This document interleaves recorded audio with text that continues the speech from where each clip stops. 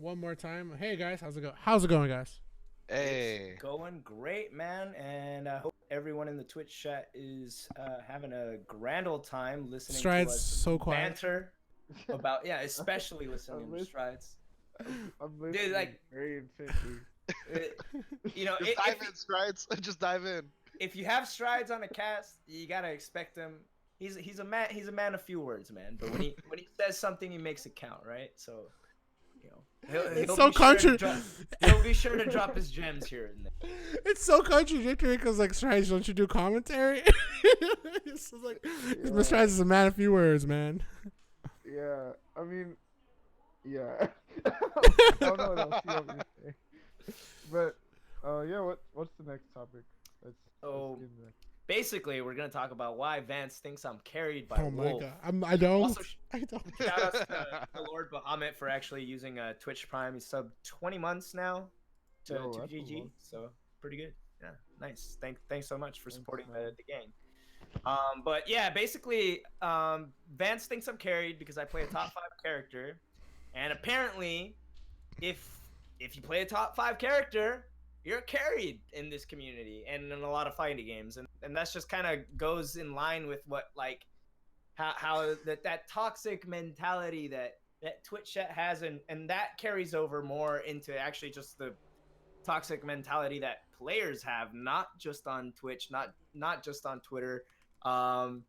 That you're somehow frowned upon for playing a better character in a competitive fighting game or a competitive game period. It doesn't even have to be a fighting game. If you're picking the best tool, there's going to be the people out there who are maining low tiers who think you are scum of the earth because you you you picked a better character or you just happen to win the lottery. Character liked is a good one. And yeah, man, I'm personally like, it's something that I think is ridiculous. Like, I just said it. Like, if you're playing a competitive game, you're gonna want to pick the best tools in your arsenal to give yourself the best chance at winning. And Yeah. that may not be the case. It's not the case for everybody, because there are people who play their favorite characters, their childhood favorites or whatever, and they're not so well equipped. They're considered lower tier, and they have to try harder or Yeah. be more creative. And that's just the game that they chose to play. Like,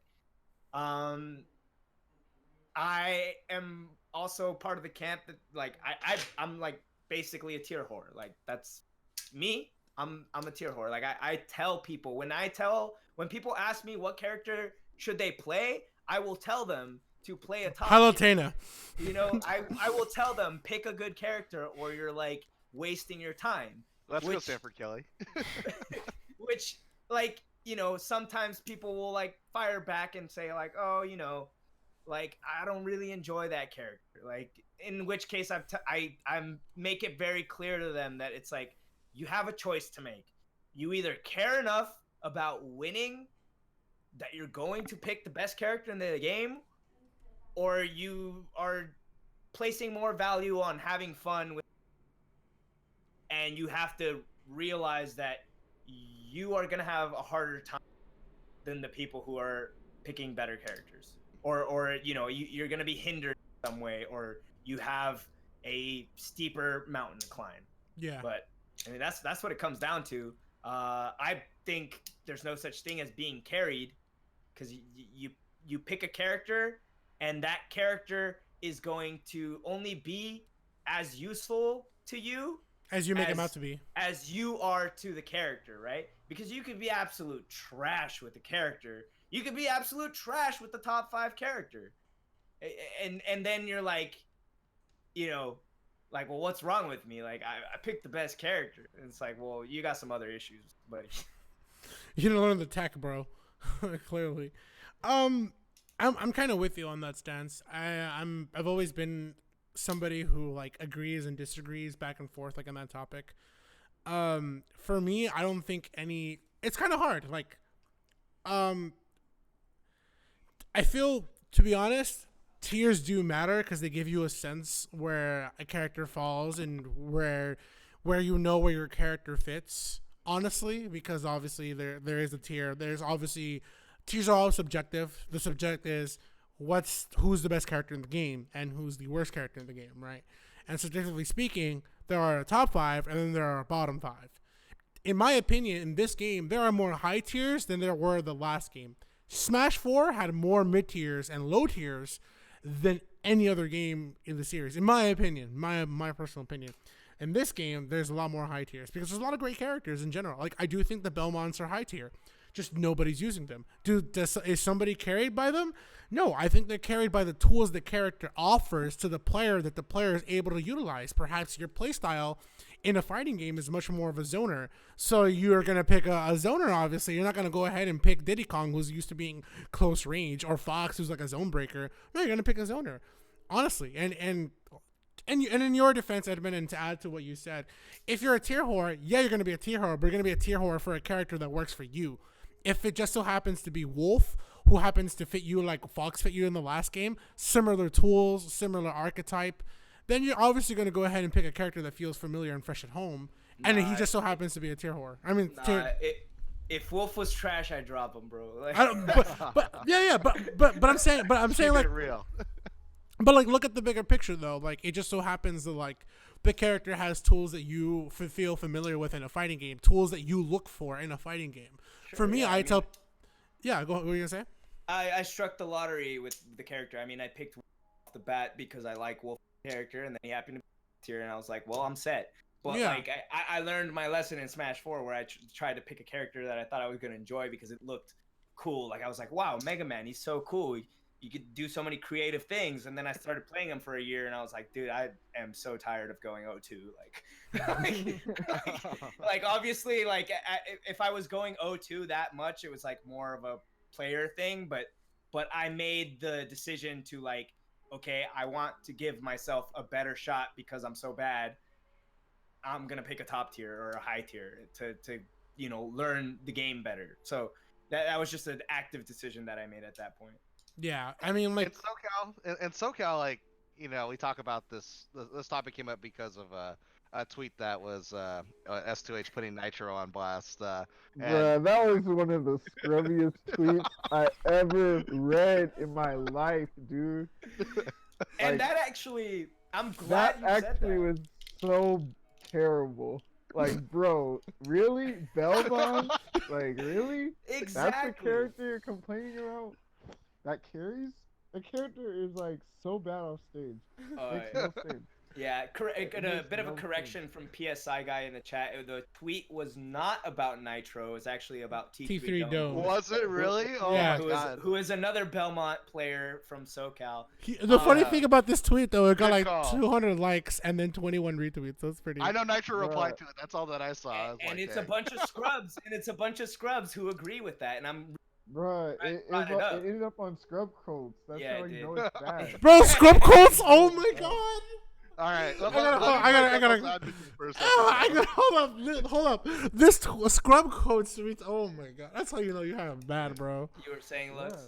Let me play devil's advocate for a second, because nobody all of this is born out of the idea that people just don't like losing, and bottom line, they don't like losing, and on some level, I'm okay with some of the discussion as long as it's not too crazy. And I'll tell you why. Like, if them making some sort of crazy, terrible tweet, that gets on scrub quotes is what makes it so that they can go to bed at night and end up coming to the tournament and keeps them in the community. I mean, but on the same side, of course, you're invalidating somebody's entire, ability as well. So there's some issues with it, but I'd rather have a situation where people can, constructively complain about the game, so that they stay motivated, and not necessarily just make it, oh, you're bad, you need to get better. Like, 'cause sometimes complaints are valid. Sometimes characters are overpowered or underpowered, and they need nerfs or buffs depending on the situation.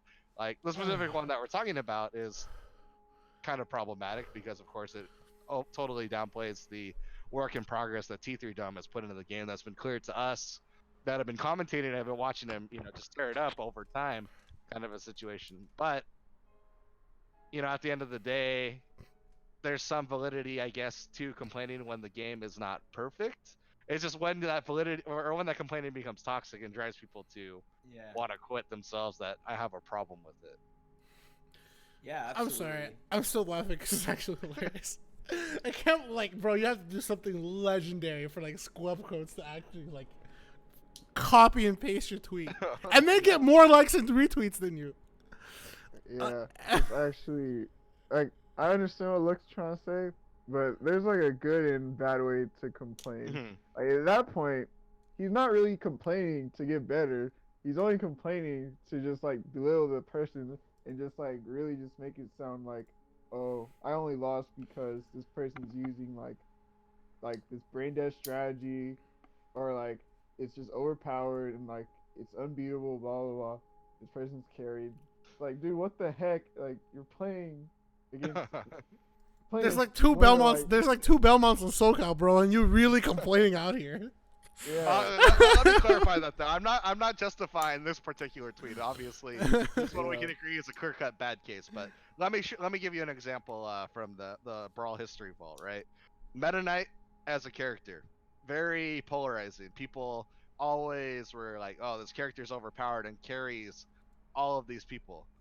On the other side of it, the Meta Knight players are like, "Well, if you think he carries me, why don't you pick him up and win a tournament? Good luck with that." And it very rarely to ever happen. But what ended up happening as a community phenomenon was, in terms of developing the game, you had a lot of these top players band together that were specifically, an anti-Meta Knight camp, and it really pushed the metagame on that front. A lot of players developed a lot of technology specifically so that they could compete against the best the best character in the game, and simultaneously all these Meta Knight mains would go out and lab together and try to figure out the game, just so that they could prove that they were not actually carried players and actually pushed the scene forward. I'm not sure what that missing ingredient is that devolves the situation from one that's constructive and galvanizing and brings people together in a community to ones that devolves the community. Because using that Meta Knight example again, that ended up being what toward the started the beginning of the end of the Brawl,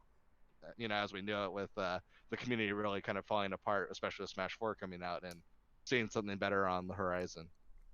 Yeah, I think, well, I don't know, man. It's tough. I do think that players carry the meta, and going back to what I said, just don't want to be a broken record before I hand it off to one of you guys to say something, but players carry the meta for a character. I mean, S2H does carry the meta for Meta Knight. There's no other Meta Knight out there, honestly. There's Cyro. I really can't think of anybody else, honestly, that comes to my mind that is another Meta Knight main out there. So he carries the meta for the character, just like T3 Dome and Nitro honestly carried the meta for the characters, respectively. I think there's Riddles. I can't remember the Belmont man that made the waves a couple tournaments ago. I think it's Riddles from Canada. Yeah, he also and that's the thing too. If that character does become dominant, it's up to people to decide do we want to be dominated by Belmonts the rest of this meta? No, well, let's find some tech. But that's the thing. There's not enough Belmonts out there to warrant anybody into looking into the tech of how the character works. I have tried the character out because I like the character as part of the video game, how it goes. Because I've always loved Castlevania as a series. I've played Rondo of Blood. I've played Symphony of the Night. I've played Super Castlevania 4. All those other Castlevania games.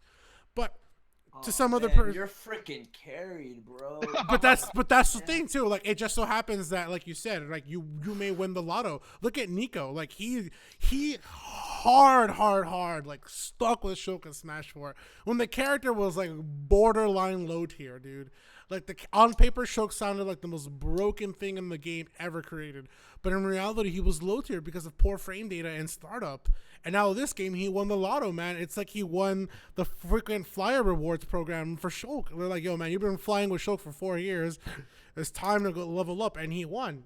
But that's one of those things that happens to some players is you just... Lucky for me, I mean, Martha's not that great anymore, but lucky for me, Link just happens to be a great high tier. So now I can go ahead and pick up this character that I kind of missed out on playing the last game until the very end. But I'm curious to hear what you have to say, Strides, because honestly, Scrub Coats, Yeah, man, he put it back into perspective. Yeah. I think. Yeah, I mean, I don't buy the whole carry thing at all.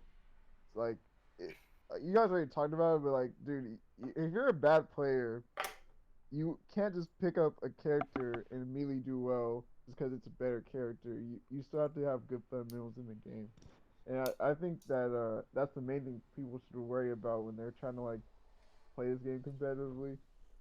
Is not necessarily like how good your character is or whatever, but like how good you like fundamentally at like the rules of the game.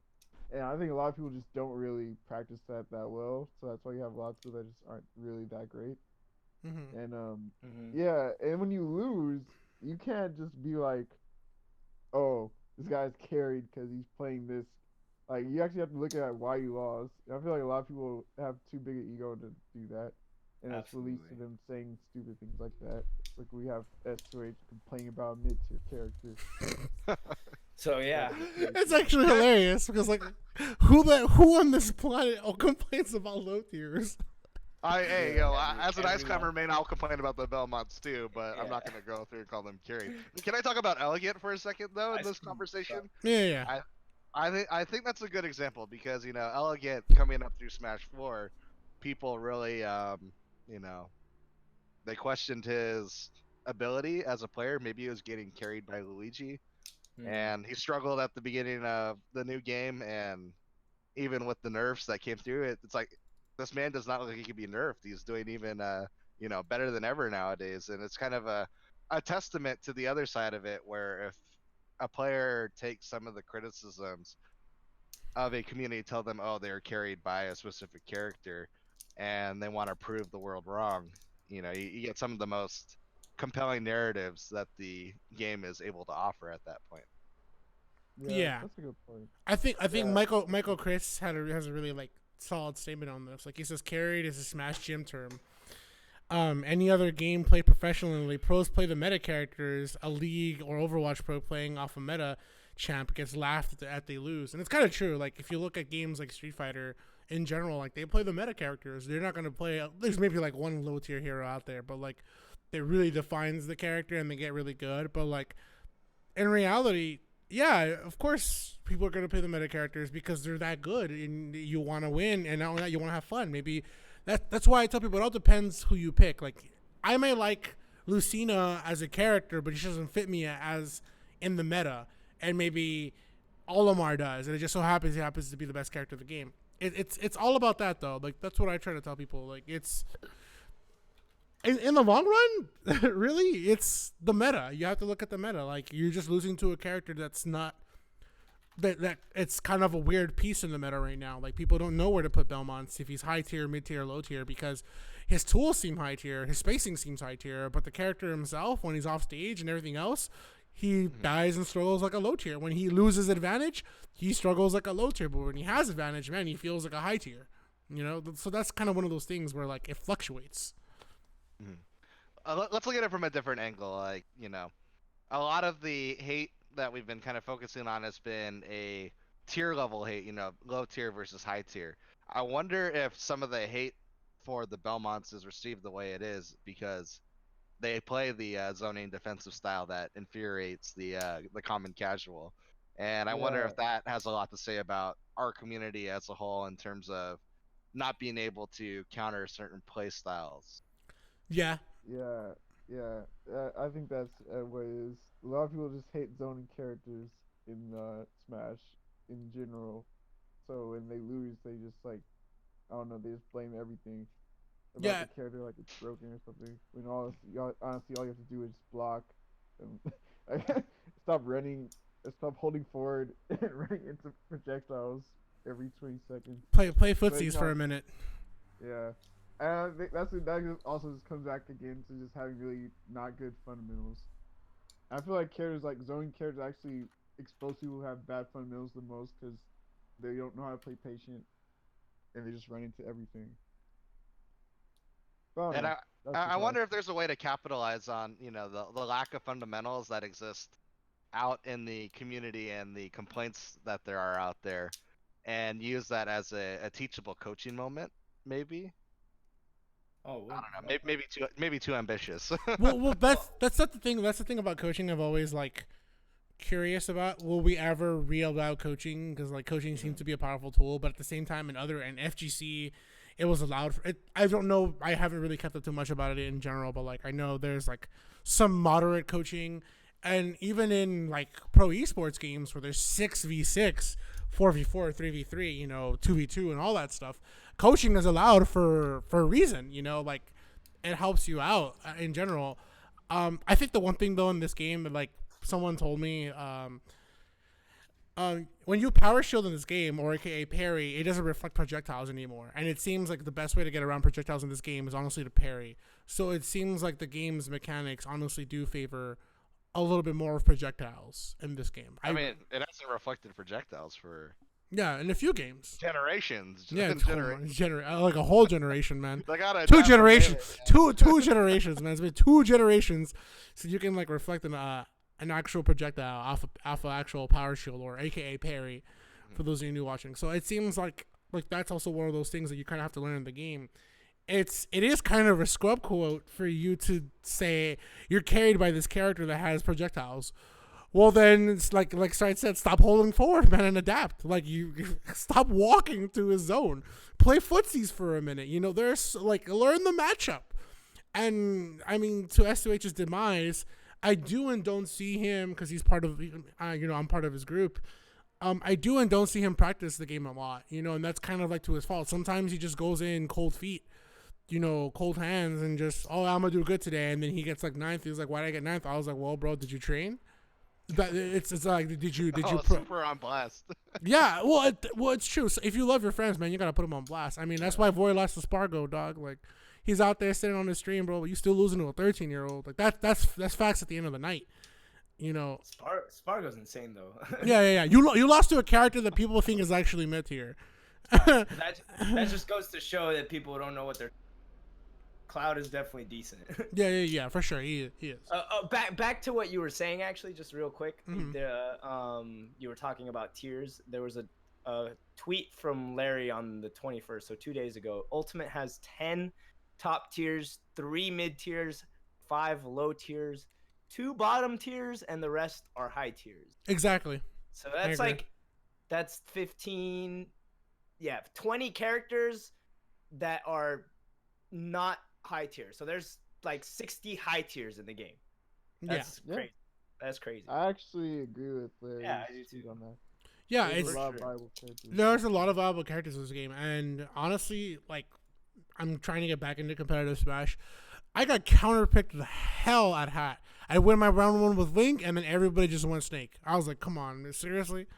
But that just goes to show. Were they carried? Huh? Were they carried? They were carried, bro. Every snake carried. You know why? Because I don't know the matchup well. That's why. That's someone made a funny like quote about it, like, oh yeah, it's Brawl Vets want Snake back so they can play lame again.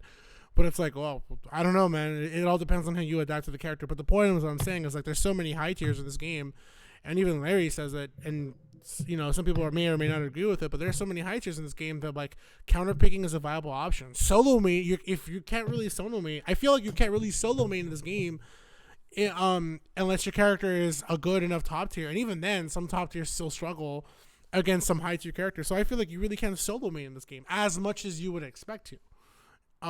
From my experience in bracket thus far, because like I would win my round 1 with Link, then I have to fight a Snake. I'm like, well, time to go ahead and pick up a different character because I'm struggling against this character, and unfortunately my opponent struggles to this other character I use. That just goes to show, like, the meta in this game, you really have to like understand, adapt, accept it, and train. And to say that someone's carried by a possible mid tier or high tier, it just goes to show, like, bro, honestly, get good. Yeah, right. not only get good, but I think like the fact that I'll let you talk right now, Lex. This is my last comment on the topic.